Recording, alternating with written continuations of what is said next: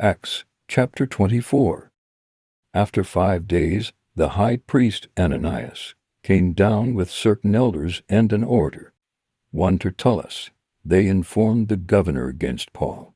When he was called, Tertullus began to accuse him, saying, "Seeing that by you we enjoy much peace, and that prosperity is coming to this nation by your foresight, we accept it in all ways and in all places, most excellent Felix, with all thankfulness.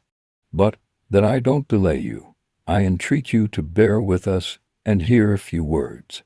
For we have found this man to be a plague, an instigator of insurrections among all the Jews throughout the world, and a ringleader of the sect of the Nazarenes. He even tried to profane the temple, and we arrested him. We wanted to judge him according to our law. But the commanding officer, Lysias, came by and with great violence took him out of our hands, commanding his accusers to come to you. By examining him yourself you may ascertain all these things of which we accuse him." The Jews also joined in the attack, affirming that these things were so. When the governor had beckoned to him to speak, Paul answered, "Because I know that you have been a judge of this nation for many years, I cheerfully make my defense, seeing that you can verify that it is not more than 12 days since I went up to worship at Jerusalem. In the temple they didn't find me disputing with anyone or stirring up a crowd either in the synagogues or in the city. Nor can they prove to you the things of which they now accuse me.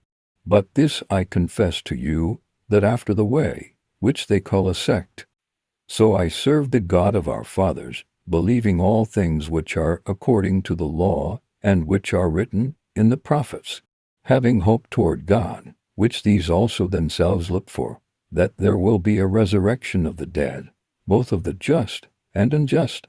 In this I also practice, always having a conscience void of offense toward God and men.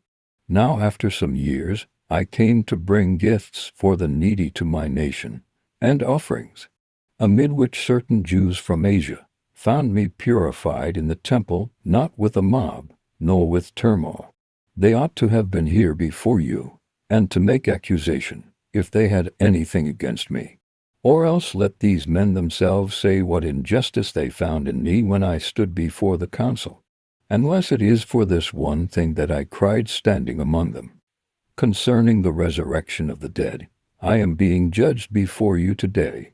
But Felix, having more exact knowledge concerning the way, deferred them, saying, When Lysias, the commanding officer, comes down, I will decide your case.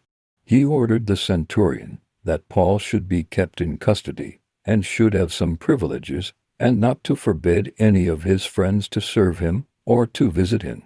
But after some days, Felix came with Drusilla, his wife, who was a Jewess, and sent for Paul, and heard him concerning the faith in Christ Jesus, as he reasoned about righteousness, self-control, and the judgment to come. Felix was terrified, and answered, "Go your way for this time, and when it is convenient for me, I will summon you."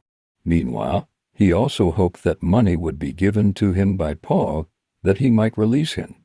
Therefore, also he sent for him more often, and talked with him.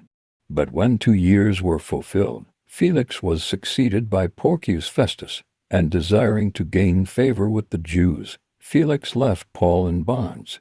Thank you for watching. Please like, subscribe, hit the bell and share.